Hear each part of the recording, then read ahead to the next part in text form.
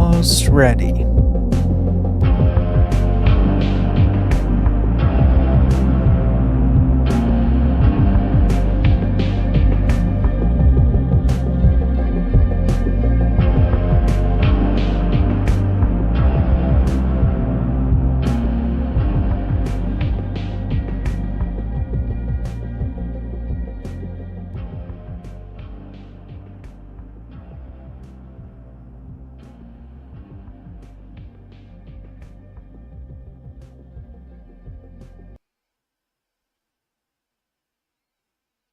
There we go.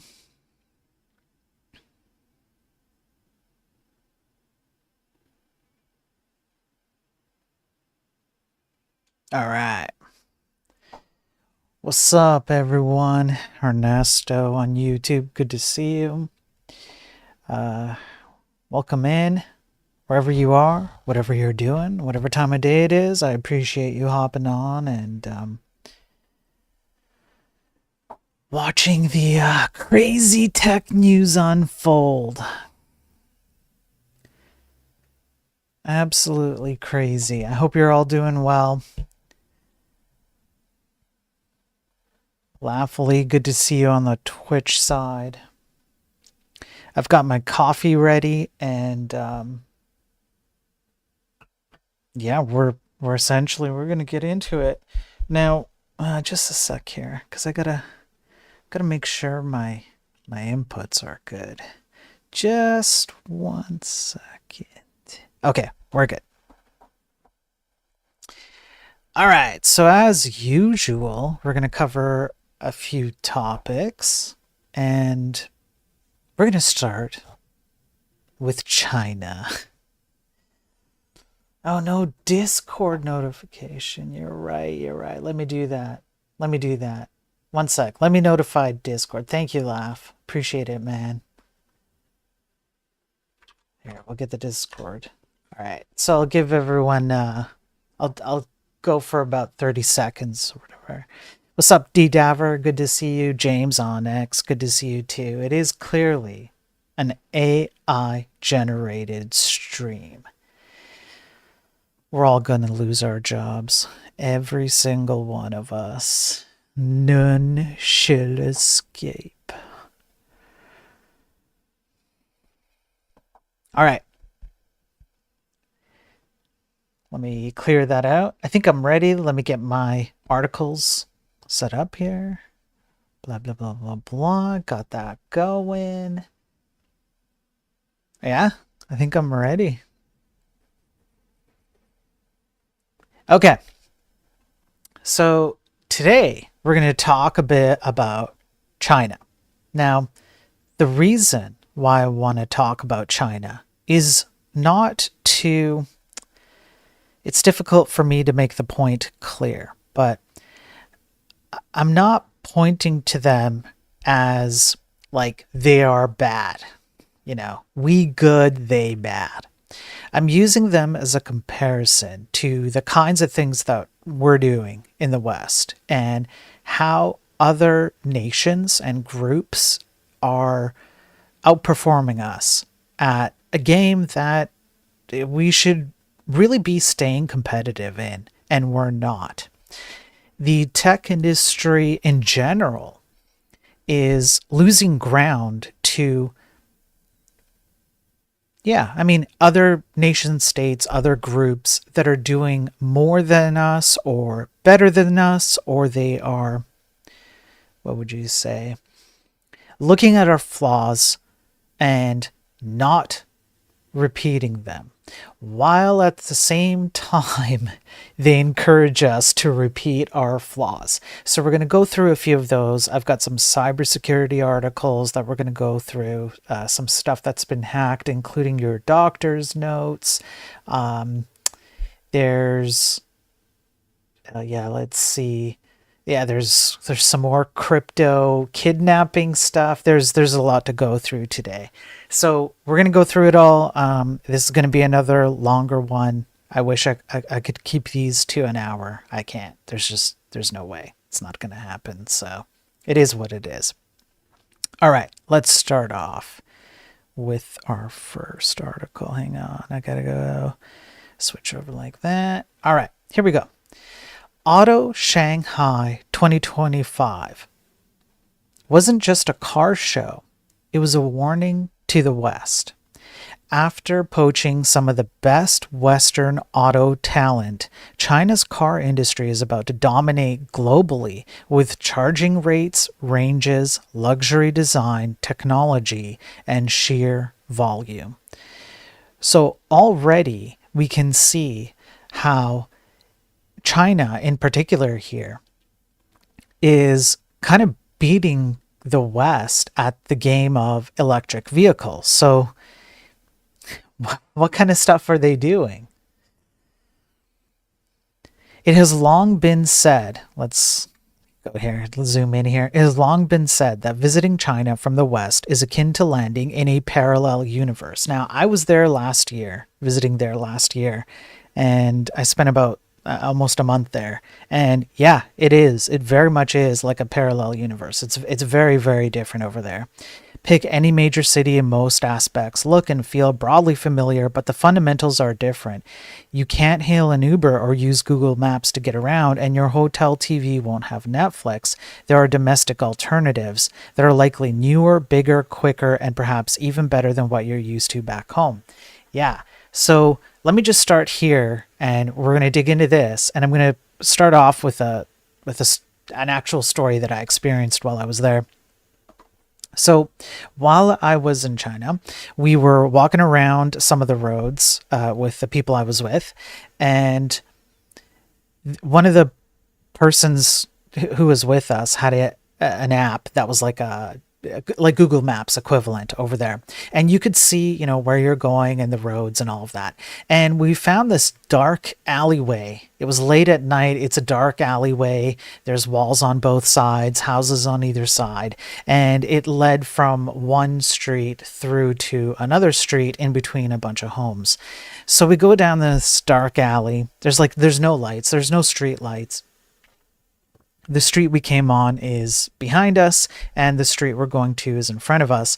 And in front of us, at the end of the alleyway, there's like a kind of like a square. Like if you're coming up like this, right, then you kind of have to go around a corner, and then you have to go around another corner, and then you have to go around another corner, and then you exit.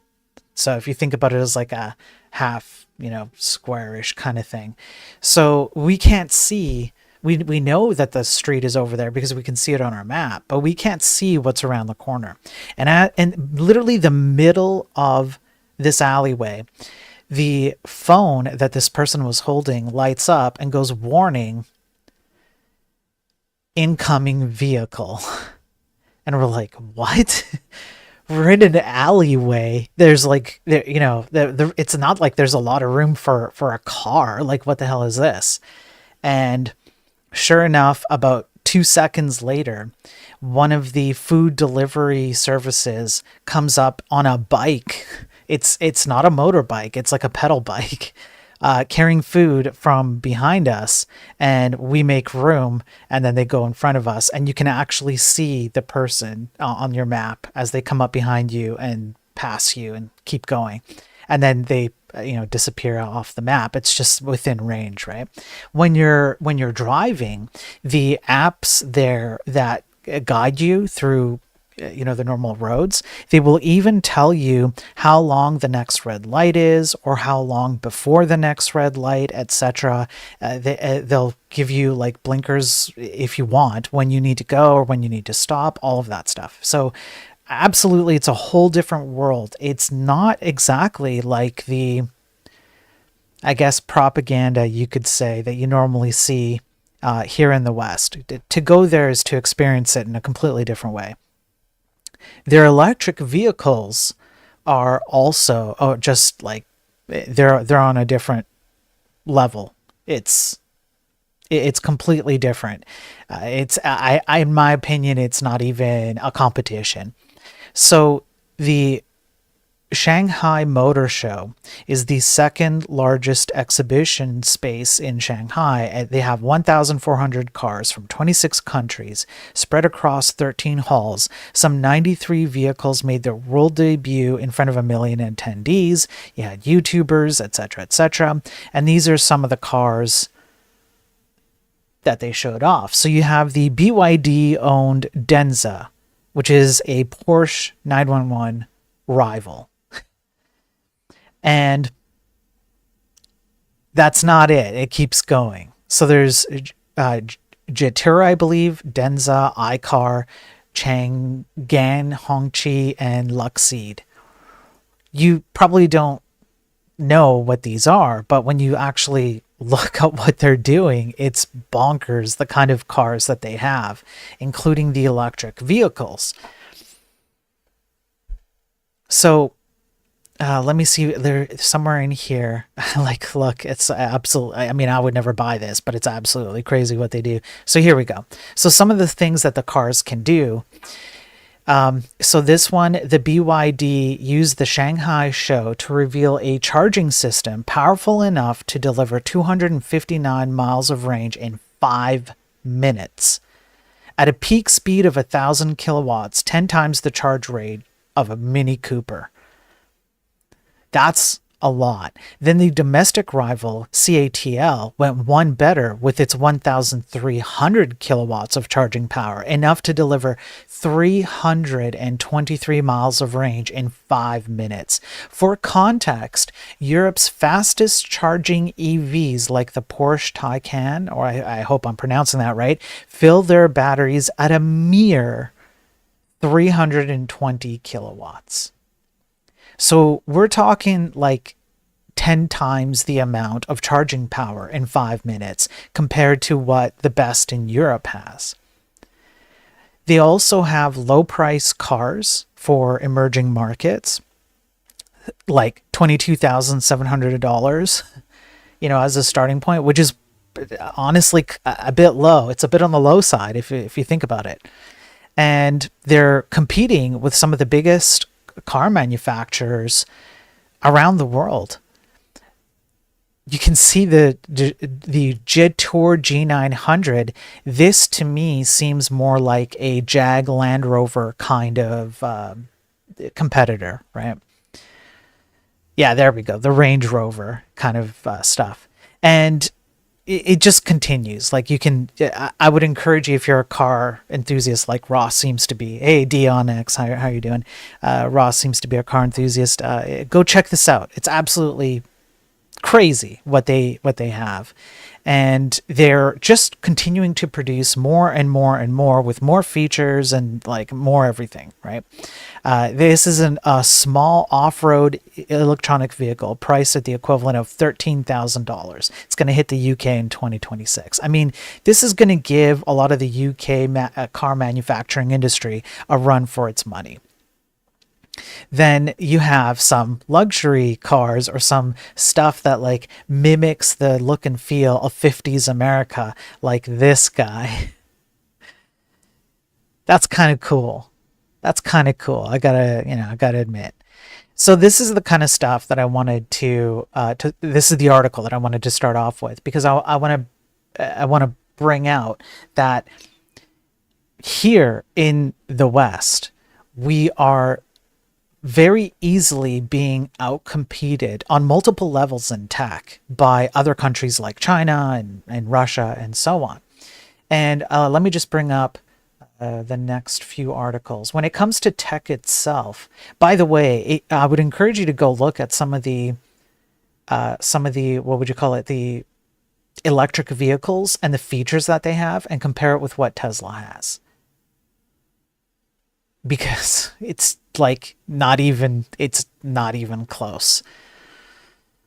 Okay, so some of the things that China does in terms of software, for example. So right here, they have their own programming language, and you can find this online. You can go read exactly what they're doing. They even have a little bit of a playground here where you can play with the programming language and compile it and all of that. For me, it doesn't it takes a long time to load. I don't know. Maybe it's busted or something. Gee, what a surprise, right? But if you look at it and go into their documentation, right, they they have an entire internal programming language, and you can see it's essentially like what you might expect from like an object oriented, C style thing. They have their own operating system, Harmony OS. Okay, and then they have TikTok, for example, which basically takes React and CSS and they did it better and they called it links. Right? So they're playing a very different game than we're playing. And on top of all this, they are infiltrating Western tech via hardware and software to the point where the US has to warn companies around the world to stay away from Chinese made stuff like AI processors or Huawei chips. Why? Because we can't control what they're doing, first of all, and they're going to do whatever they want more often, and at the current rate that things are going, they're going to do it better than us and faster. But we can't stop them. There's nothing we can do, and they're going to continue to sell us stuff like, whatever it is that they're going to sell us, and they're going to have stuff built in where they have full access or at least a limited amount of access that they shouldn't have. And in the meantime, they sit back and they watch as we essentially neuter ourselves from being able to compete with them. This is not a good place to be. This isn't a good state for Western countries in general to be in. We are getting lapped. I want you to think about DeepSeek, for example, and how they open sourced it. Essentially, they open sourced it. They have the white papers. You can see exactly how they came up with the AI DeepSeek and all of these things. And I want you to consider whether or not you think that they're offering us the best that they have to offer. D on X is a smart guy. He just signed up for a Mandarin class. Yeah, that's what you should be doing. Lynx web browser? No, Lynx is like React and CSS programming language. MyTech on YouTube. Good to see you, MyTech. Yeah, the Porsche, it's fun to drive. Yeah, first TV was an ID3. Mad bad trash garbage. Yeah. Yeah. Hey, Elko, good to see you. It's a lot easier to do these things when you don't have to respect anyone else's intellectual property. I agree, and I'm going to add something else on top of this. Do you think that companies in China care whether their programmers feel good about the programming languages that they're using, whether the developer experience is nice and comfy, whether the developers have a good time building stuff, whether I don't know, their devs have like foosball tables and whatnot? Do you think they care about that in Russia or China or anything like that? No.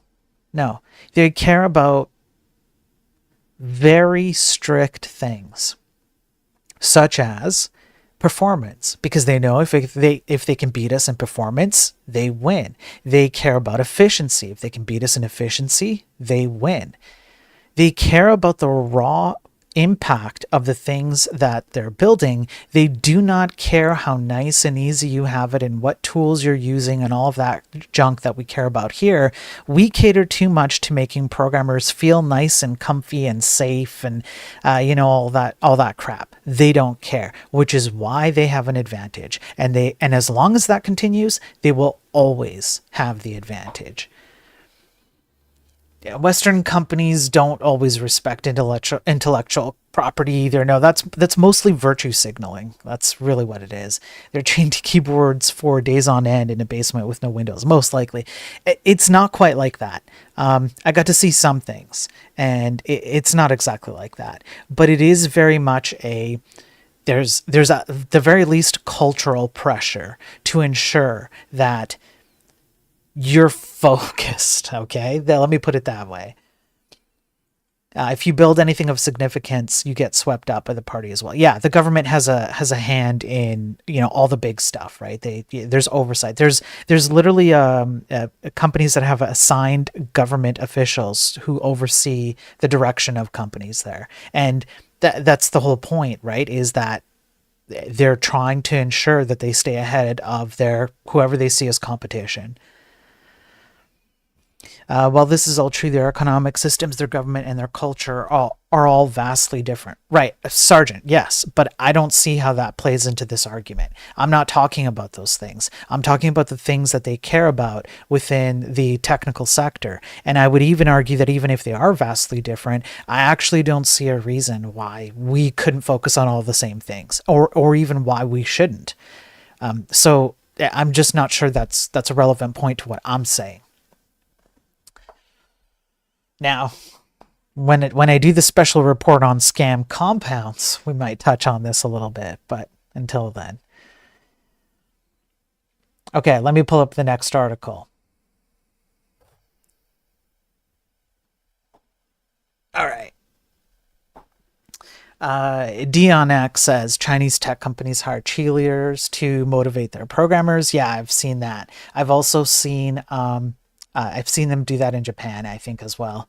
Literally, there will be good a good amount of cheerleaders who stand by their pictures. Yeah. Do you think the Huawei? Good to see you on Holy Dever. Do you think Huawei pushback is because they're trying to make their own NVIDIA GPU alternatives? I think that's part of it, but I also think that people are actually becoming aware of how much China utilizes the advantages they have by importing these chips and having stuff built into them that sends information back to China, for example. So you add in like the trade wars right now, or the tariff wars, whatever you want to call that. It's beyond my scope, whatever that is. The GPU stuff, and all of that, and you add in security issues, and I think it has to be. I can't see it being anything less than all of those things bundled in together. That would be my guess, anyways. So I'm trying to say, yes, what you said plus other factors. Self-404ing is a hell of a motivator. Yeah, it is. It's a hell of a motivator, I'm telling you. All right, so let's move on to the next article here. Microsoft is opening Windows Update to third-party apps.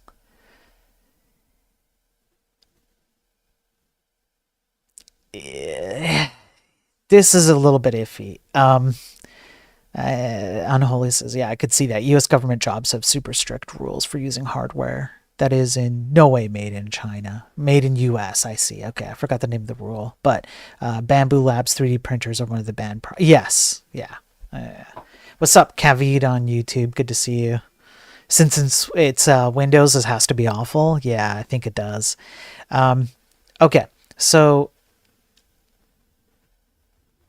basically what they're doing here, basically what Windows is doing here, you can guess, right? They're allowing third-party applications to update their apps through the Windows Update system. So let's read this a bit, because it's a little bit convoluted, and I'm actually not sure how they're trying to land this plane. So they want to centralize update scheduling across Windows 11 devices. On Tuesday, Redmond announced it's allowing a select group of developers and product teams to hook into the Windows 11 update framework. The system doesn't push updates itself, but allows apps to register their own update logic via WinRT APIs and PowerShell, enabling centralized scheduling, logging, and policy enforcement. Updates across the Windows ecosystem can feel like a fragmented experience, wrote Angie Chen, a product manager at The Borg, in a blog post. To solve this, we're building a vision for a unified, intelligent update or orchestration platform capable of supporting any update, apps, drivers, etc., to be orchestrated alongside Windows updates. As with other Windows updates, the end user or admin will be able to benefit from intelligent scheduling with updates deferred based on user activity, system performance, AC power status, and other environmental factors. For example, updates may install when the device is idle or plugged in to minimize disruption. Yeah, unholy. If you think Arc is unstable, wait till you try Windows 11. It's like, hold my beer. All update actions will be logged and surfaced through a unified diagnostic system, helping streamline troubleshooting. Microsoft says the platform will support MSIX AppX apps, as well as Win32 apps that include custom installation logic, provided developers integrate with the offered Windows runtime APIs and PowerShell commands. At the moment, the orchestration platform is only as private preview.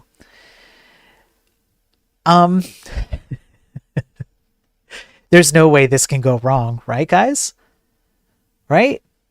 This is only a positive, right? This is a net positive on society. There's no way this goes wrong. There's zero shot that this goes wrong, right? It's going to be nothing but great. Nothing but great. Now, as if Microsoft hasn't made enough poor decisions.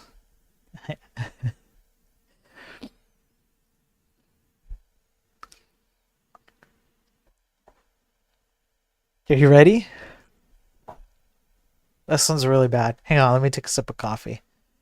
I sound sarcastic. Maybe battle. Maybe. I might be sarcastic. We'll see.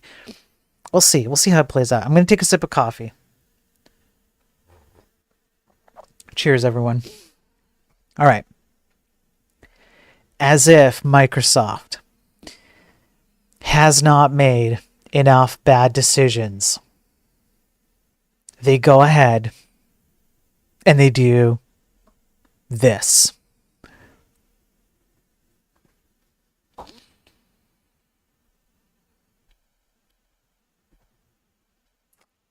Yep. Privacy nightmare. Microsoft OneDrive gives AI chatbot full read access to user content.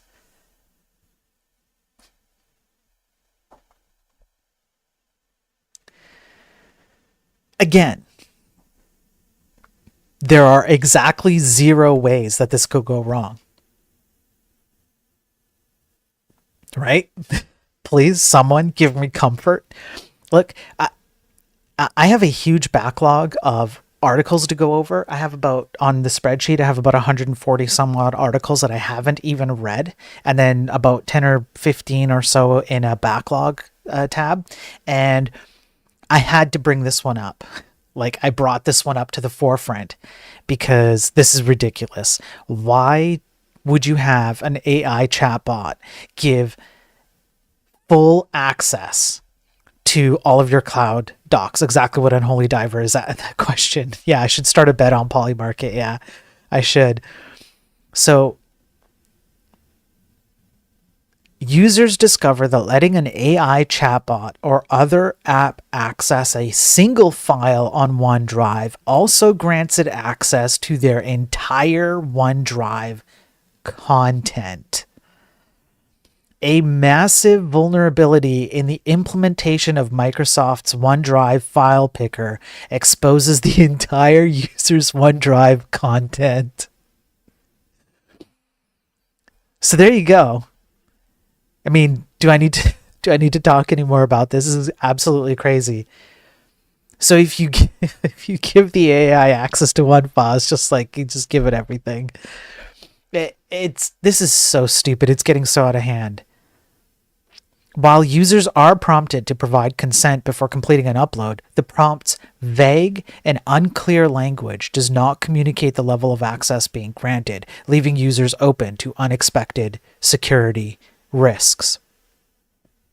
The flaw, combined with Microsoft's vague user prompt, also makes it impossible for users to distinguish between malicious apps that target all files and legitimate apps that ask for excessive permissions.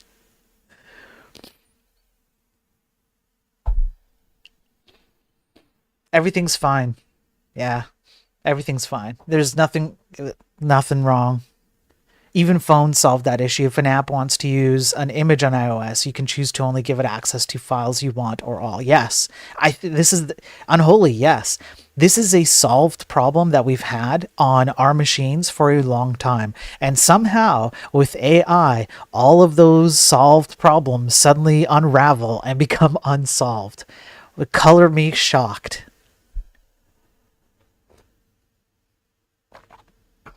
All right. Let's pull up the next article. Absolutely crazy. Absolutely crazy. Now, this one's a bit of a change of pace. Well, a change of topic, just a little bit. Just a little bit.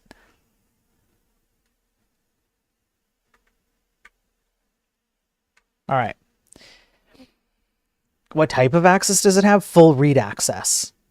Yeah, so Ross, if you give it access to one thing, it's full read access. Yeah, sounds like a nightmare. Probably violates a number of laws. I would guess that there are significant HIPAA violations all over the medical industry as a result. Good for them. Their TOS makes it clear that the end user is the one guilty for the violation, not MS. Yeah. Yeah. So here, since we're talking about medical stuff, right? I'll bring up the doctor one. Let's skip over to that one. We'll jump to the doctor cybersecurity one, then we'll jump back to the flow that I had. Let me see this one. Yeah, that's good. All right. So here we go.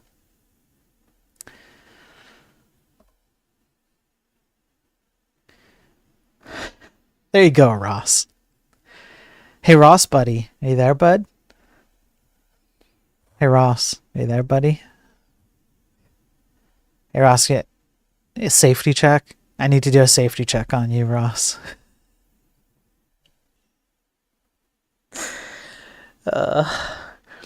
This is depressing. This is getting depressing.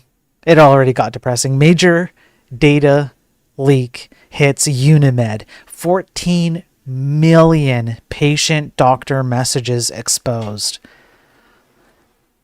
That's what you get for going to the doctor. Yeah, of course. The world's largest healthcare cooperative, Unimed, left an exposed instance that leaked millions of patient-doctor messages. The data included uploaded pictures, documents, and other personal information. Hang on, folks.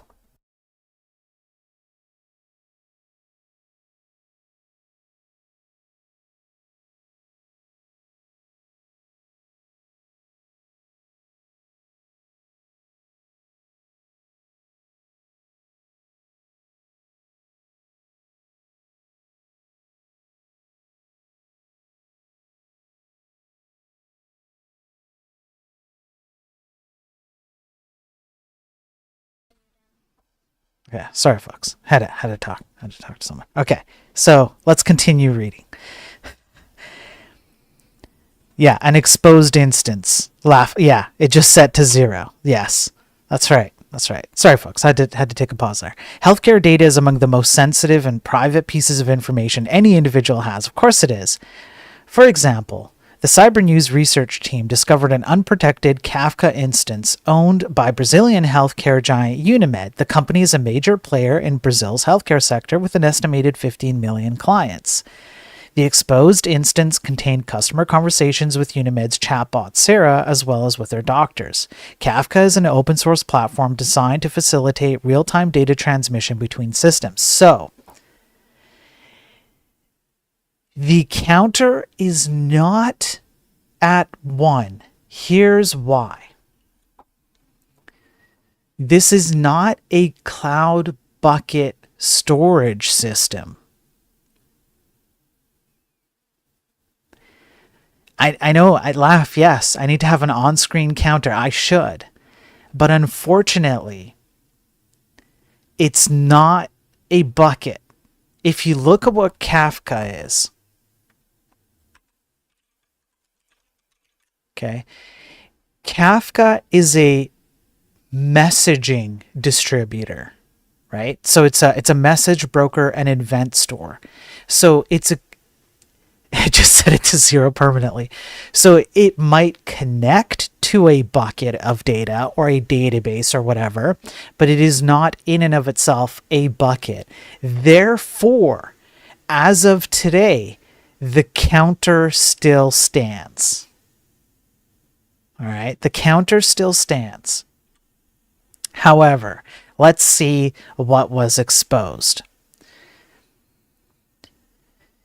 Let me go down here. Blah, blah, blah, blah, blah. What details were exposed? So here we go. Here's what was exposed, Ross. That's right. I'm picking on Ross on Twitch because he's in the medical field. I know there's one or two other people who are viewers who are also in the medical field and are probably depressed by this. But let's just see what was exposed here. Uploaded pictures, uploaded documents, sent messages, names, phone numbers, email addresses, Unimed, card numbers.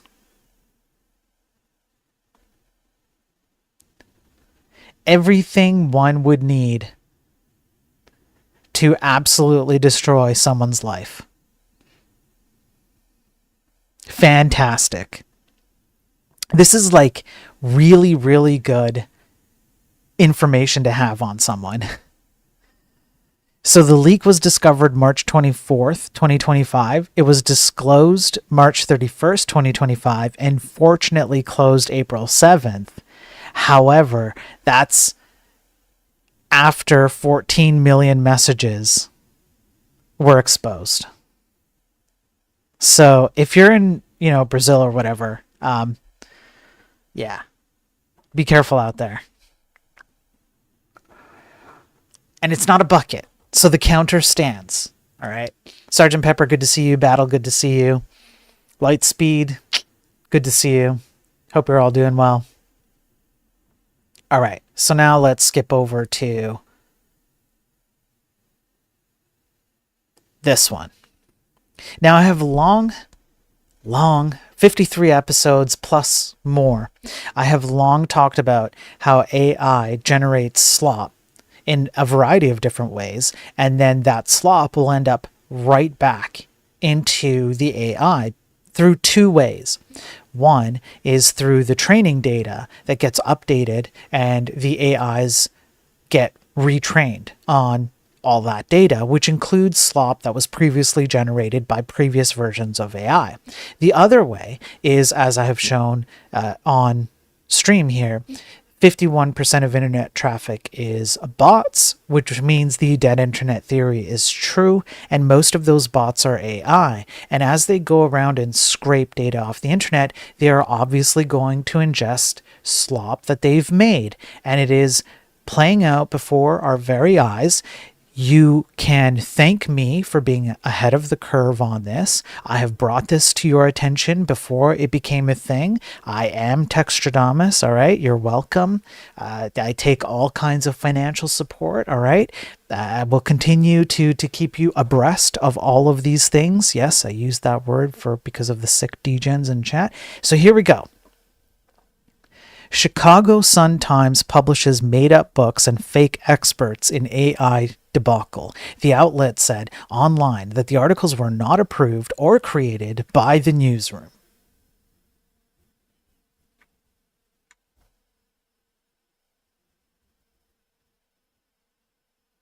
Yeah. Yeah. Here, let me just scroll over like this. The May 18th issue of the Chicago Sun-Times features dozens of pages of recommended summer activities, new trends, outdoor activities, and books to read, but some of the recommendations point to fake AI-generated books and other articles quote and cite people that don't appear to exist. Alongside actual books like Call Me By Your Name by Andre Aciman, I think, a summer reading list features fake titles by real authors. Min Jin Lee is a real lauded novelist, but Nightshade Market, a riveting tale set in Seoul's underground economy, isn't one of her works. And you can guess where this leads, right? So they come up with they outline a few examples, right, that were published and printed and all of that. And then you can see exactly what I said before. An AI system scrapes this data and thinks that because it exists on something like Chicago Sun-Times, that it has some kind of accuracy weight, or that it is more accurate than other types of material. And so then the AI system thinks that these books are real, the authors are real, the information is real, all of it. I will add one more thing to this, which is these are the things we know about. These are the generated content that AI has done that we know of. Can you imagine how much generated content there is that we don't know about?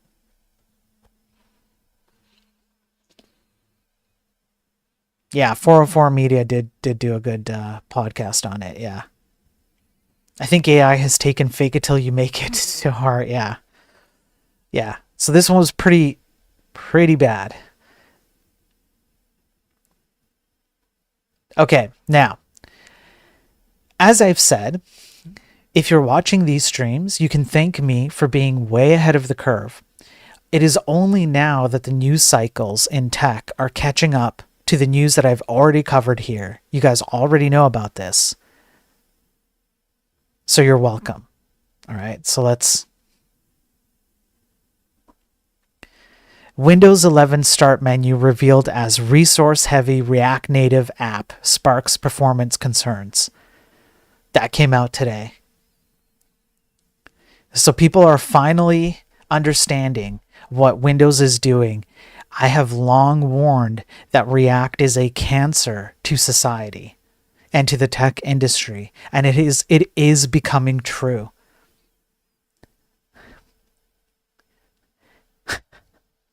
So now, all of a sudden, everybody else is picking up on this. So you're welcome. Okay, I just wanted to bring that out because I feel good about being ahead of the curve on the news cycle. I dove deep into it, and you're hearing it here first, folks. Apple has also done the same. Yes. Yeah, Apple has. All right, let's get to a few more cybersecurity ones because there's just like an overwhelming amount of them. Let's just see if we can get through some of these here. All right, here we go. U.S. charges 12 more suspects linked to $230 million crypto theft. Now, there were a few, I think one or two, I think the article brings up that there was one or two suspects that were already charged with theft of cryptocurrency and then laundering the funds through crypto exchanges and mixing services. The two other suspects, there you go.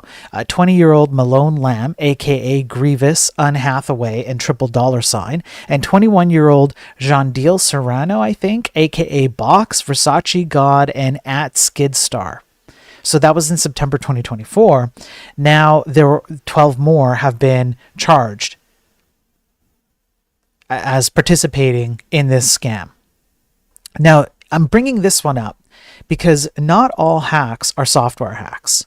These guys did what they did using social engineering. So they deceived a victim into resetting two-factor authentication by pretending to be Gemini support representatives. Then they used AnyDesk to get remote access after claiming the account had been compromised. And so then they got the private keys from Bitcoin Core, and then Bob's your uncle, right? So I just wanted to kind of highlight the fact that even though I talk a lot about the cybersecurity issues that we create ourselves, like non-secure S3 buckets or Kafka, non-secure Kafka communication machines. I am aware and I do realize that a lot of these hacks are socially engineered, and there's really not much you can do from a software perspective to ensure that this doesn't happen. Like, what are you going to do if someone falls for a trick because they're not being maybe they don't have the right training to understand when they're being tricked, or sometimes people are just fooled. It happens to many people all the time, right? But it does happen. I am aware of it, and people make off with a lot of money doing this, like a lot of money. And I have an entire special report on cyber hacking groups that use these kinds of techniques, and you might be surprised to know how these people spend their ill-gotten gains. Yeah, where do they take their money and spend it on? It's I won't give it away. I'll save it for the special report. Now,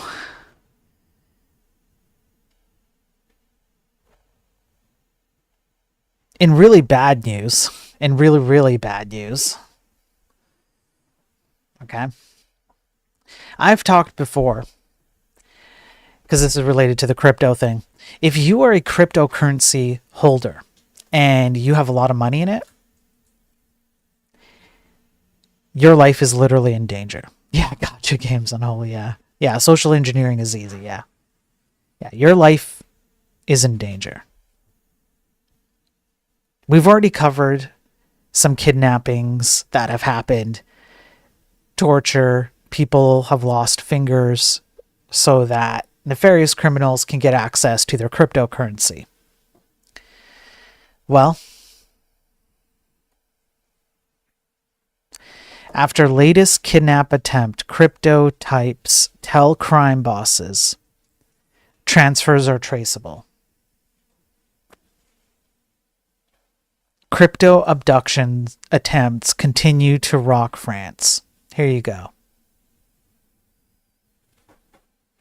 Now, what happened here? This is absolutely crazy. Let me zoom in here.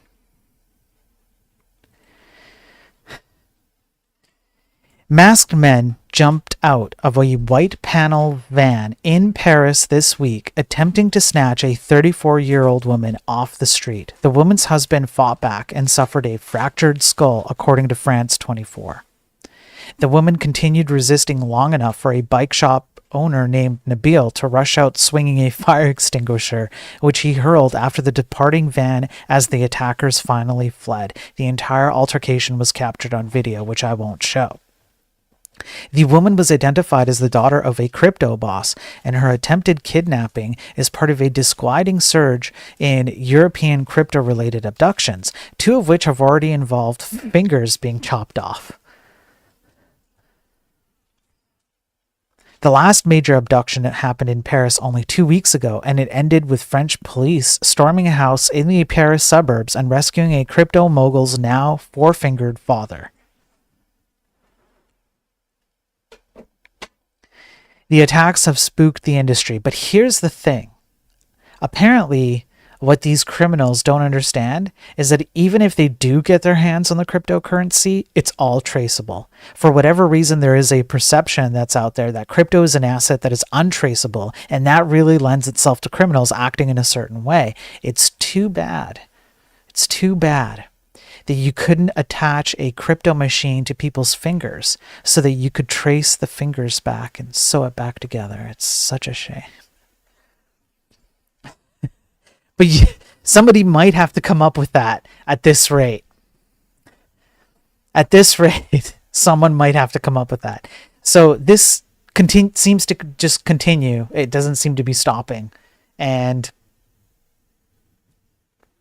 yeah, it's unfortunate because, like, anyway, I don't think I need to talk. I don't think I need to expound on it much more. But this is the kind of danger that you're putting yourself in with cryptocurrency, not because of your own will. And this isn't to say that you shouldn't, or anything like that. But I'm just stating that there are people out there who do not have the same values as most of my viewers, there's probably one or two of you who are like degenerate scumbags and completely unethical. Okay, I fully realize this, but you know, we can't live, unfortunately, in a world where we think that everybody holds the same values as we do. That's a naive way of thinking, and unfortunately, this plays out in cybersecurity issues like that. Like what I cover, I mean to say, and with things like this, where people are willing to do all kinds of terrible things to other people to get what they want. It's sad, but it's the state of affairs. And that's why I harp so much on a need for the tech industry to change its practices, because we have not only nation state actors who are looking in and trying to find ways that they can infiltrate and manipulate us, right? But we also have internal issues. And in the world of programming, these are things that we can mitigate so that they happen a lot less than they currently do. They don't just go away, but they don't have to be as prevalent as they are. So that's why I bring this stuff up. Missed opportunity. Yeah, we do suck. At least we're React Native devs or crypto bros. That's right. Yes, Unholy. Yeah, at least we're that. That's right. Hey, Slip Second. Good to see you. Pierre Coin. Good to see you. Obligatory XKCD. Oh, XKCD has something for everything. Every single time. Yeah. Yeah. Every single time. Here, I might as well just pop this up real quick. And then we'll get on to the next one. Let me just do that, and then I'll switch the camera. Yeah. Yeah, this is good.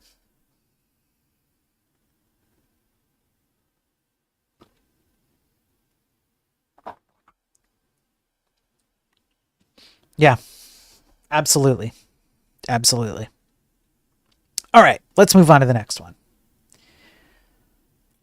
Now, as much as I've talked about China and some of the issues surrounding, say, China, like, wanting access to our stuff, Russia, North Korea, we've talked a lot about North Korea. Those are the ones we know about. There's plenty of other groups and nation state actors we don't know about.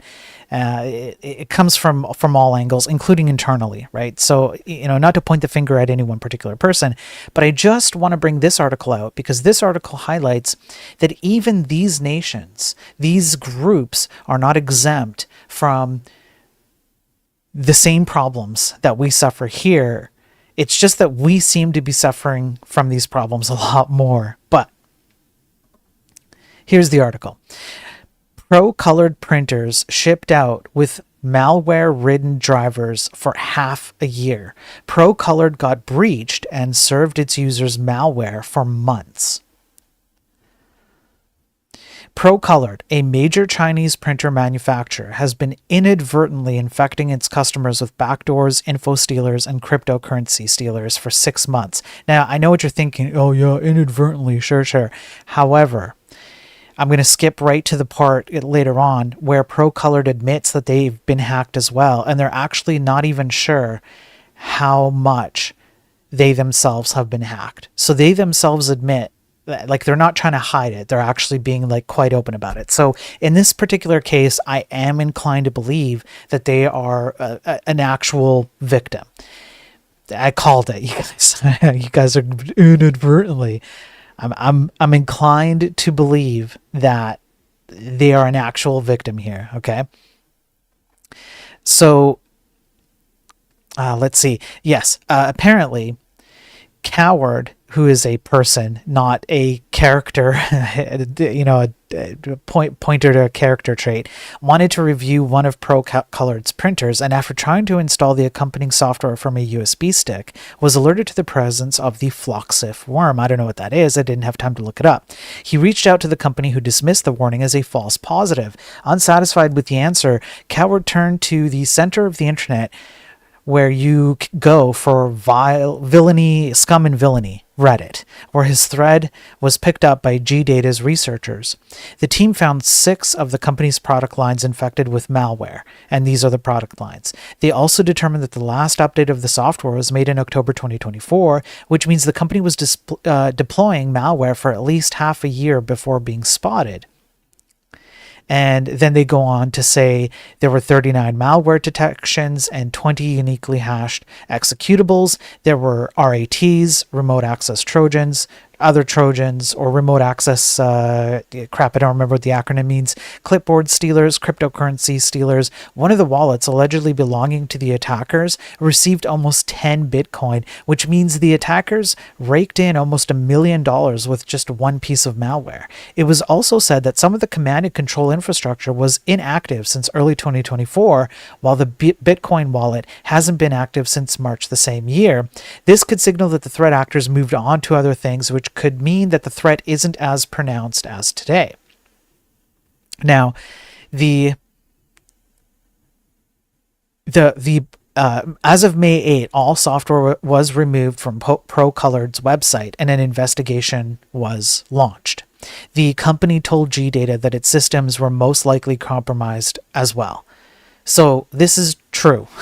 And I'm inclined to believe that ProColor didn't know what the heck was going on, and because they've actually removed the software and they haven't produced any other ones, and they've essentially kind of like shut down a few of their operations, they're probably reeling from the attack because they just weren't aware that it was happening. I'm inclined to believe that. Okay, you conspiracy theorist nut jobs, all right?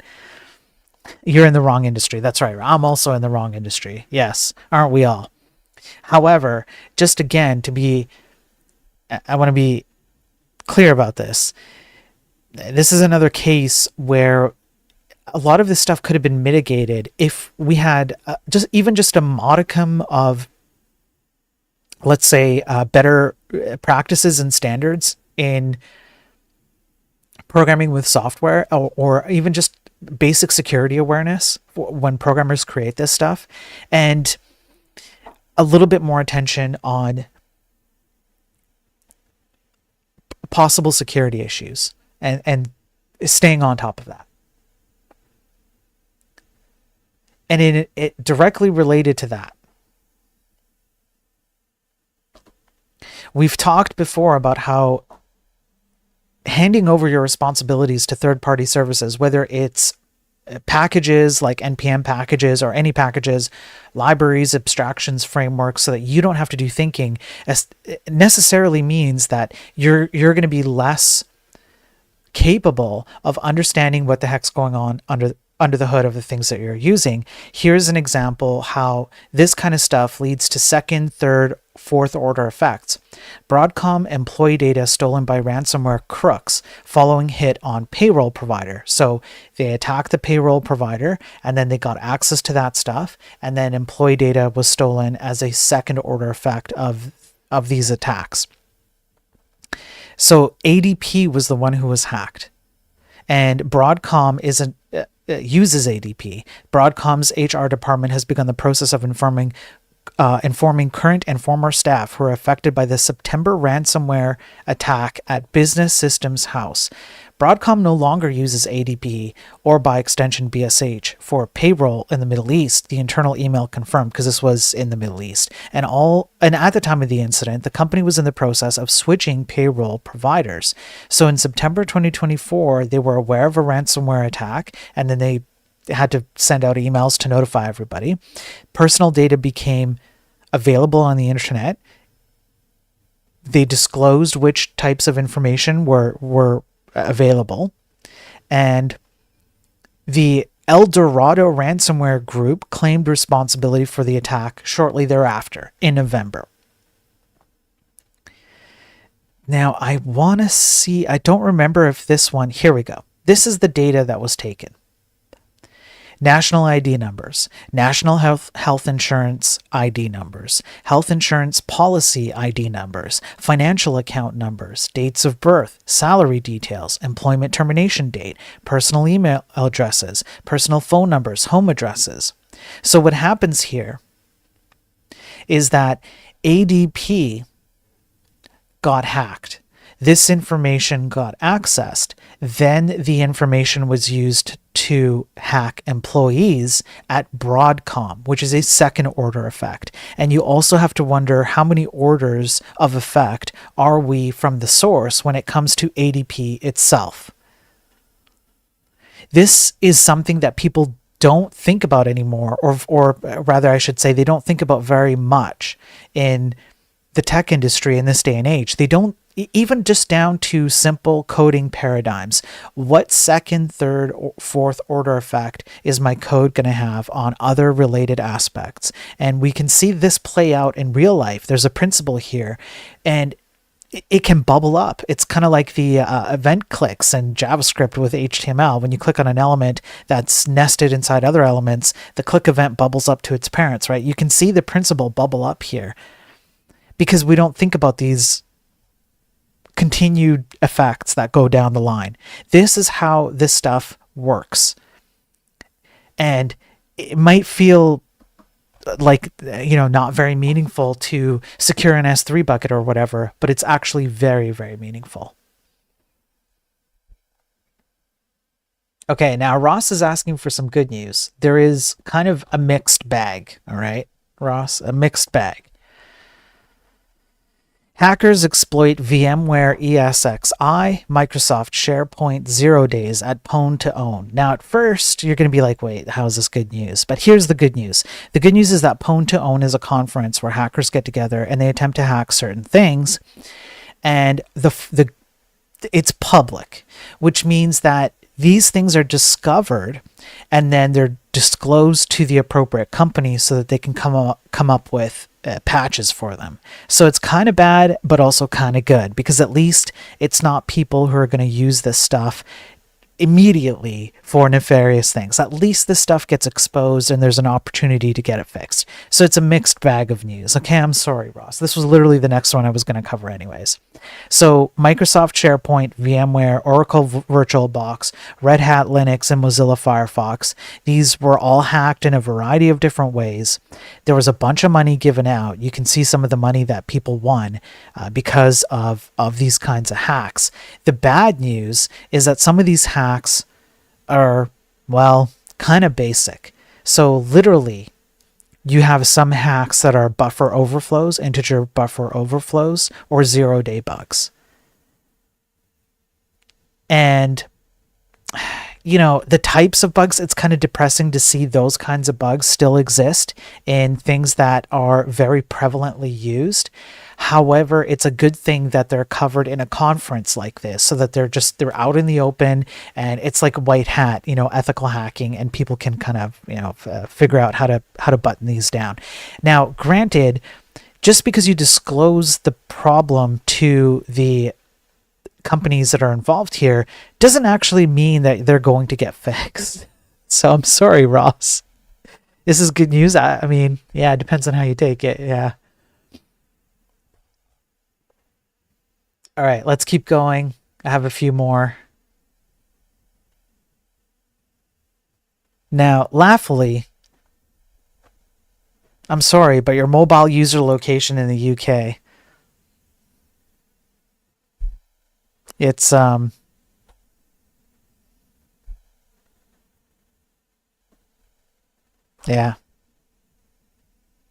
UK is cooked, man. UK is just straight up cooked in terms of tech. They're cooked. They're done. They're done. O2 UK patches bug leaking mobile user location from call metadata. A flaw in O2 UK's implementation of the Volt and Wi-Fi calling technologies could allow anyone to expose the general location of a person and other identifiers by calling the target. The problem was discovered by security researcher Daniel Williams, who says the flaw existed on O2 UK's network since March 27, 2017, and was resolved yesterday. Right here. Right here. How long? March 27, 2017. Resolved yesterday. Yeah, compared to the other stuff. Yeah, who cares? The government has karma police. Everything is logged anyways. Yeah. Yeah. So,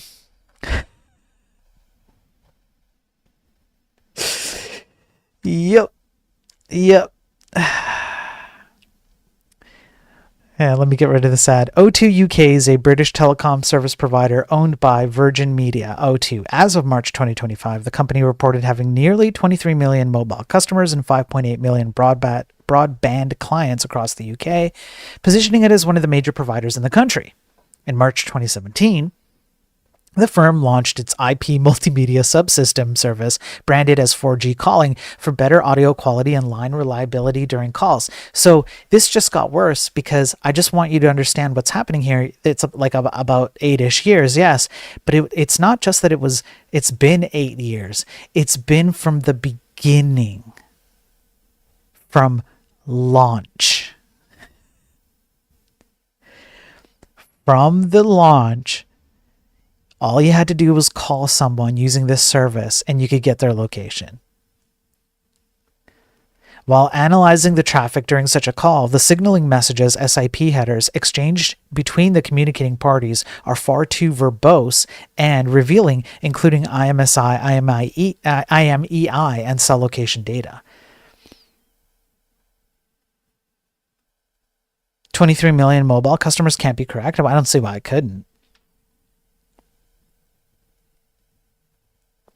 They're not including those? Maybe. Yeah. You think it'd be more? Yeah, it could. I could see it being more. But I guess they're just narrowing it down to, yeah, they're probably narrowing it down. They're filtering it out. So here you go. All you have to do is select a network type, call up a cell phone. There's like a little nice GUI tool. Okay, just make it easy for you. And boom.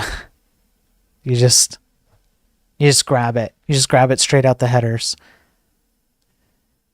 And here you go. You make the call, and there's a location. This is bonkers. So from launch, 8 years ish from launch, you could do this.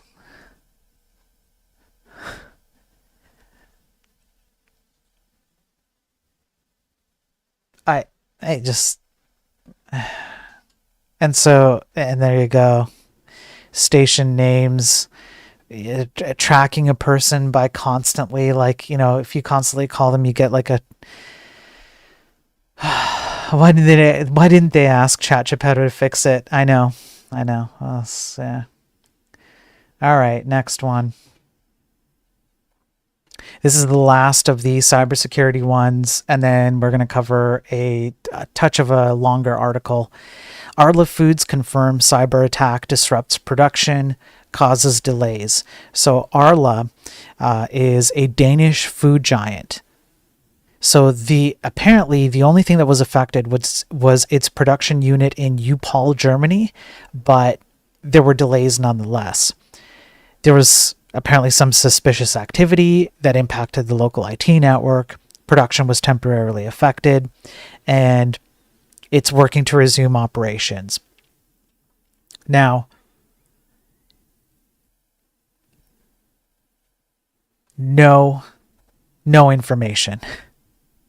Type of attack, not known. People who attacked, not known. Was there any information leaked? Not known. All we know is that there is a ransomware attack. So I'm going to keep an eye on this because I'm very curious about Arla and just generally like why this would be targeted, particularly having a Danish food company being attacked in Germany. I don't know. This has a little bit of a. I would just like to cook on this a bit and get more information. Right, that's all I'm saying. I can see a convo going. IP addresses already have location data, so why should we care? Yeah. Danishes. Arla is trash. I wouldn't know. I actually wouldn't know. I have no idea. Maybe it is trash. I have no idea. Maybe yeah. Do they just want the Danish recipe? All right. This is the last one for the day. We're going to read this one a little bit more thoroughly than usual because I just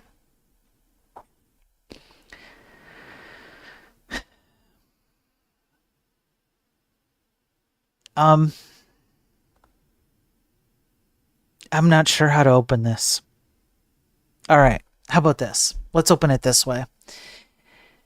One's in chat if you like Mark Zuckerberg. Two's in chat if you don't particularly like Mark Zuckerberg.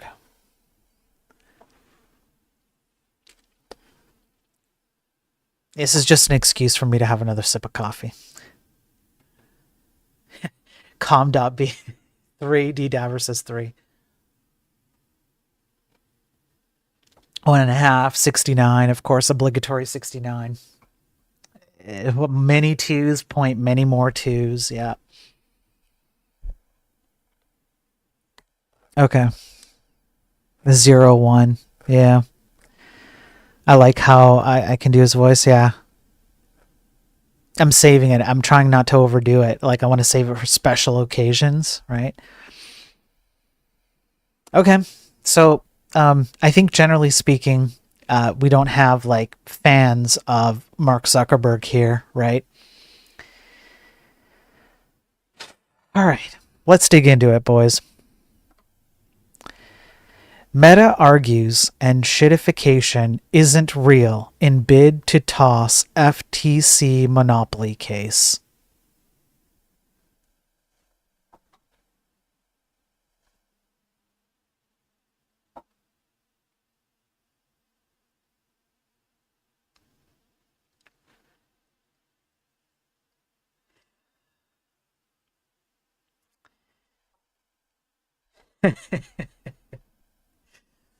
How many ads is too many? Meta denies ad load harms users in bid to end trial early.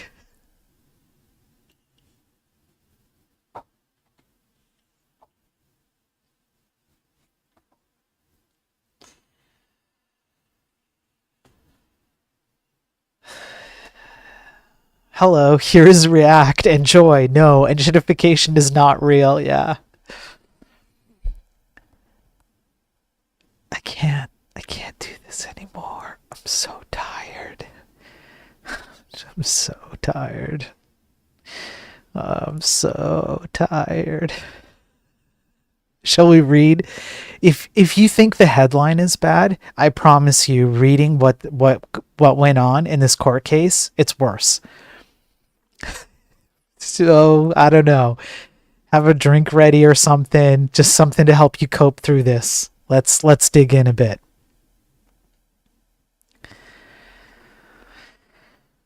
All right. Meta thinks there's no reason to carry on with its defense after the Federal Trade Commission closed its monopoly case, and the company has moved to end the trial early by claiming that the FTC utterly failed to prove its case. The FTC has no proof that Meta has monopoly power, Meta's motion for judgment filed Thursday said, and therefore the court should rule in favor of Meta.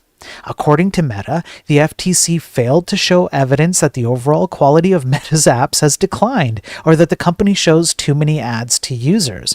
Meta says that's fatal to the FTC's case that the company wielded monopoly power to pursue more ad revenue while degrading user experience over time, an internet trend known as enshittification. And on top of allegedly showing no evidence of ad load, privacy, integrity, and features degradation on Meta apps, Meta argued there's no precedent for an antitrust claim rooted in this alleged harm. Now, I will say that one thing Meta has going for it is that there is indeed no precedent for an antitrust claim but you're making things worse. You're posting more ads. You're trying to wield ad revenue. I will give them that morsel, that crumb. But the rest is just pure cope.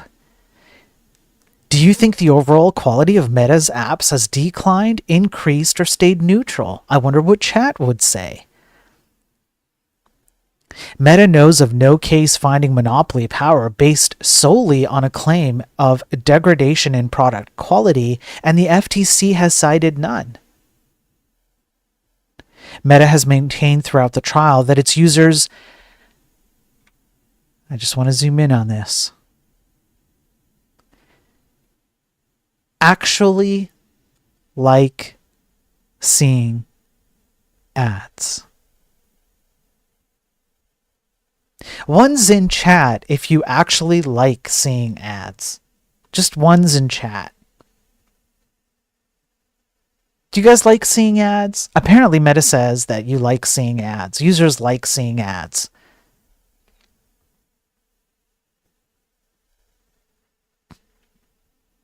Yeah, 0. Yeah, 69. Yeah.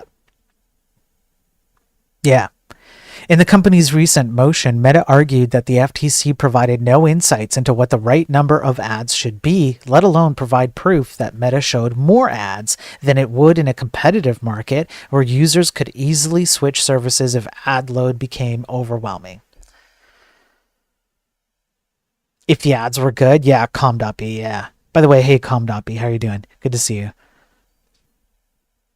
Depends. Sometimes if you hate the company, you can click them and make them pay money. So there's that. Yeah, -1 for AI ads. I mean, like, I know it depends. I know there's context, but how about as a general rule? Like, generally speaking, are you happy to see ads or not?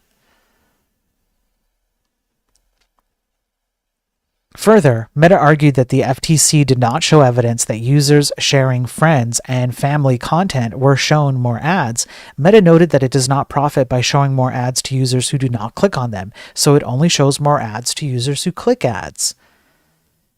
And so that is the premise upon which they think that users like ads. They go, well, we only show ads to people who click ads, therefore people like ads.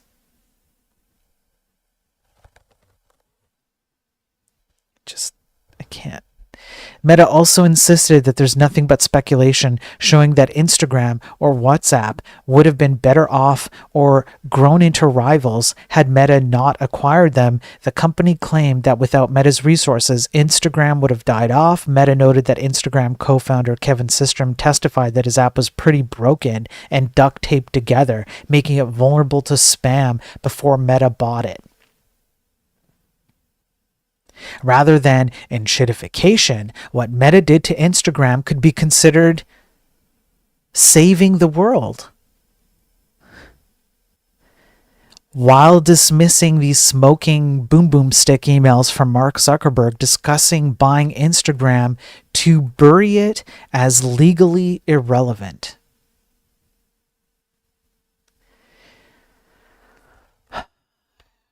Dismissing these as a few dated emails, Meta argued that the efforts to litigate Mr. Zuckerberg's state of mind before the acquisition in 2012 are pointless.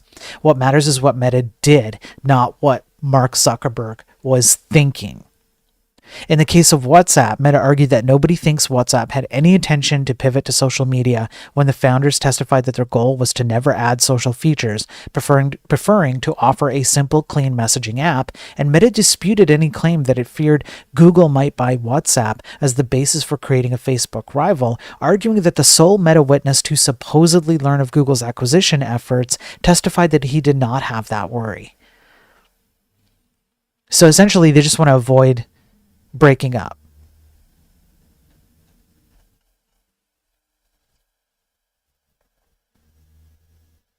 So let's summarize what Mark Zuckerberg is saying here through his lawyers.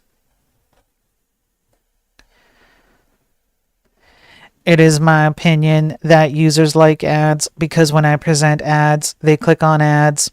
Also, Instagram was being run to the ground and duct taped together, but it would have been a good competitor to us, which means that we were also duct taped together and being run to the ground, and so I had to buy them. Also, if WhatsApp had moved to social media instead of sticking to just messaging, that would be very bad for us. Let us purchase them as well.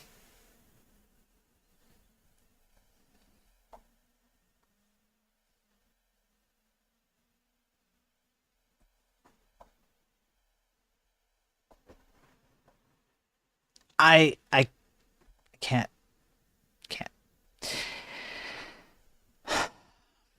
All right. I've done my job for the day. I've reported on the news. Okay.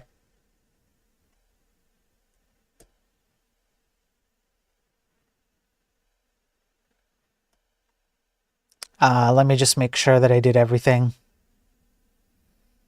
Oh, I have one more. Okay, you guys get a bonus. I have one more.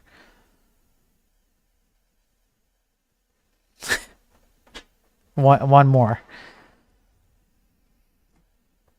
One sec. Let me pull it up here. There we go. Here we go. Last one. A new headache for honest students, proving they didn't use AI.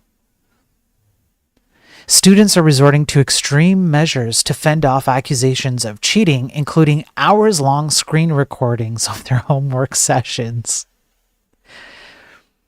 Yeah. So essentially what's happening is that teachers are using AI to do automated checks of submitted work to determine whether students are using AI, and they're getting false positives. So what's happening is that some students are submitting real work and then they're getting a 0 on the assignment because an AI system said this is AI generated. And as a result, obviously students feel like, well, crap, I'm going to fail this class. I'm not going to pass. So some students are having to handwrite their work, and they are having to record themselves and post it on YouTube, no matter how long it takes for them to do their work, so that they have a place to point their teachers to say, here is me, like literally, look here, here is me working on the project.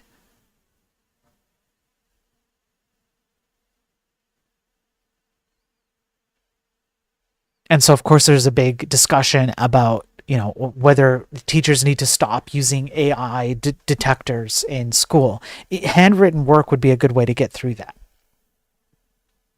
But this is I can see why this would be of particular, I don't know, frustration, because people spend a lot of money. I think Unholy Diver, I'm kind of watching from the side here, side of my eyes. I think Unholy Diver is bringing this up. Classes are expensive. Yes. If I fail a class, I'm suing for loss of, right. Yeah. You're spending a lot of money to get into like a university course or whatever, take a class, and to the tunes of what, tens of thousands, hundreds of thousands in some cases of dollars. And then an AI system thinks that you've done work generated by AI when you haven't, and then you fail the class. Is it a bar exam in the US or something else? This includes computer science courses, but it's a number of different things because it's like school wide, like university wide. You could handwrite the answer from the LLM. But that's a good point, Sergeant. Yeah, you could. I guess it would make it less likely, I suppose, but it's a good point, Sergeant. Not AI, just bad code. Yeah. Yeah. So there you go. Like, if you look at that, right? Okay, hang on.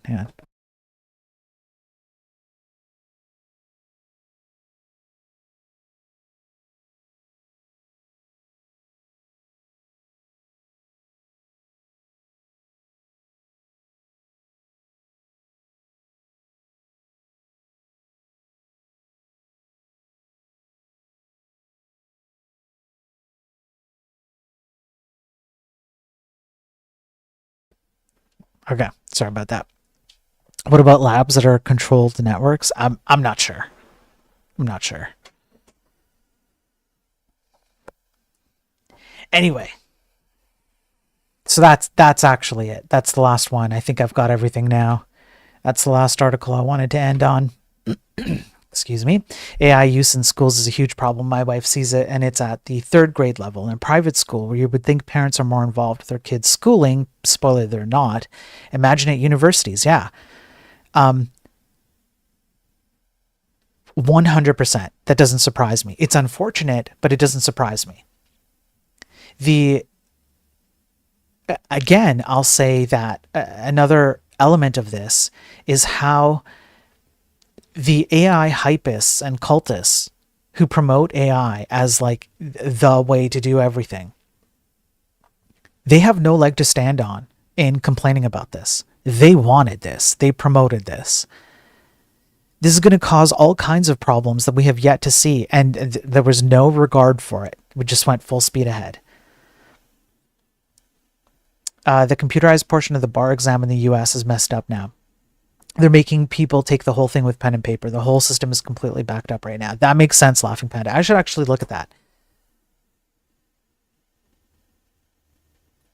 I should look at that and report on it in a future one, Laughing Panda. US bar exam handwritten. Let me just see. Yeah. Yeah. Okay, I'm gonna dig into this. Thanks, Laughing Panda. Yeah. Yeah, I'm gonna dig into this and find a couple of articles and cover it. That's great. I think it's treating symptoms. Why don't students care about their studies enough to want to learn from themselves? Why don't we trust the students? Let's fix that first. It's I suppose you could make the same. That's kind of the same argument that I'm making about programmers, which is like, yeah, why don't programmers want to put in more effort into their work? They always look for the easy way out, regardless of consequences, and I can see how that principle is consistent here, Spike, where you would want to encourage your students and set up structures so that your students understand that putting in the effort pays off a lot more.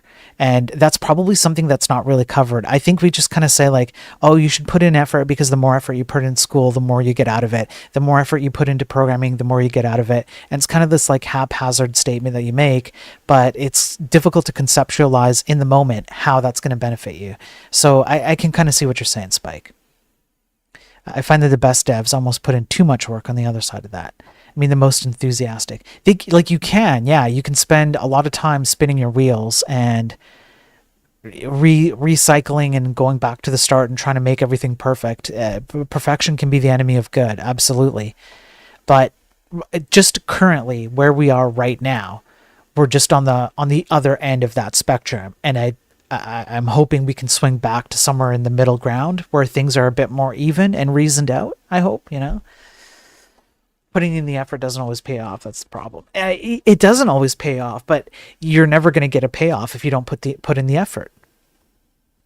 So what are you going to do? Are you just not going to put in the effort ever because you think that it might not pay off for you? Or are you going to put in the effort and increase your chance of the payoff?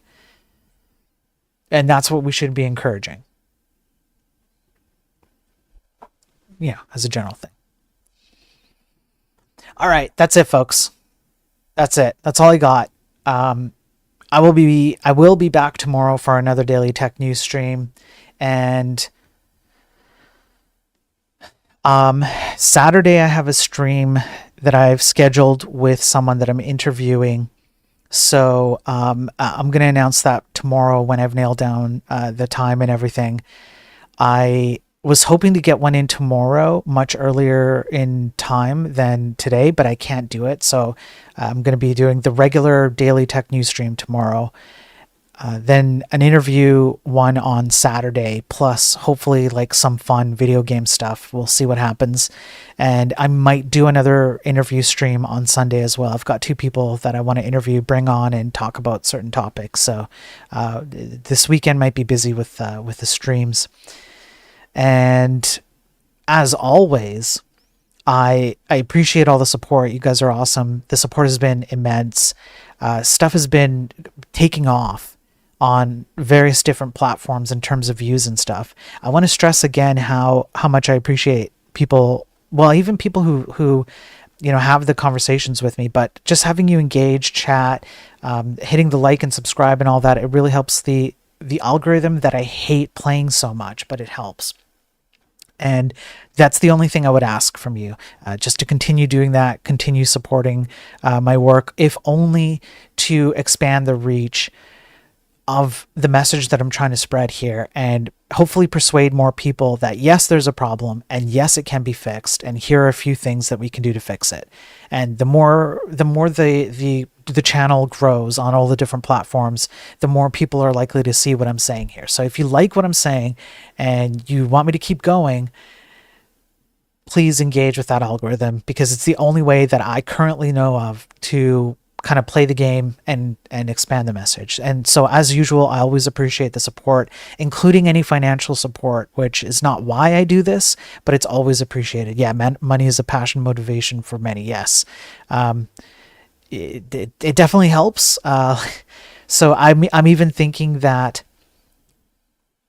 I think I'm going to take some of the subs from yesterday and I'm going to redirect them to purchasing subscriptions to some of these scientific journals.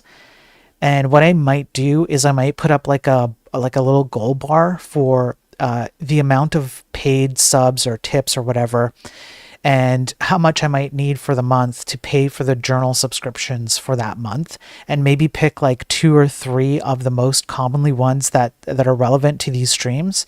And then you guys can help me out, and if you're going to tip me or sub or whatever financial support you send, it's going to go to allowing me to cover the news more, right? So I am considering that. Do those subscriptions allow you unlimited download access to all journals? Most do, not all of them do, but most do. And I think the ones that are the ones I access the most do. So for Nature Journal, for example, it's like $30 a month. IEEE is one I use a lot. I can't remember what the subscription price is for that per month, etc. So I'm kind of thinking I might do that. I might put up a little bar and just that way you guys know that if you do give me financial support, it's allowing me to pay less out of my pocket to give you more, better quality reviews, right? Have I ever bought the IEEE? I did many years ago once. I bought one of them. Thanks for the bits, Frozen. I appreciate it, man. Thank you for the 100 bits on Twitch. That's really kind of you. In any case, I'm trying my best here, and it's difficult. I spend an inordinate amount of time, but I do it because I really care, and I hope that this information is useful to all of you out there. And one more time, just to be very clear, I really appreciate all the support. It's been awesome. It's been way more than I ever thought I would receive. You guys are great. I will keep doing my best. All right. I'm not perfect. I'm stupid. I make mistakes. I have a room temperature IQ, but I will continue doing my best. And hopefully you guys continue to find it useful and worthwhile. Okay. That's it.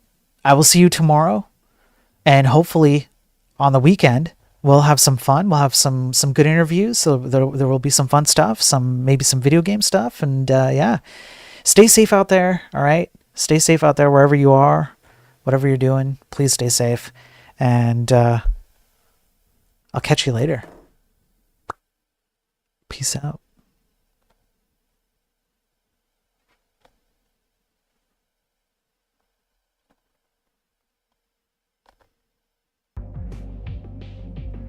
By the way, just so you guys know,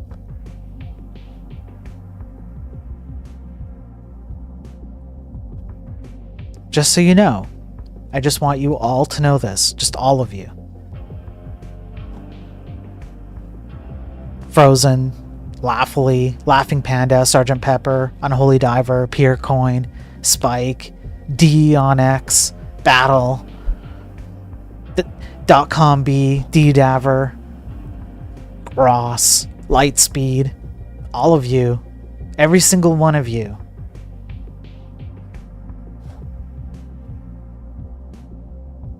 You suck. You suck hard. You suck in big, major ways. You all suck. Every single one of you sucks. All of you suck. You suck. All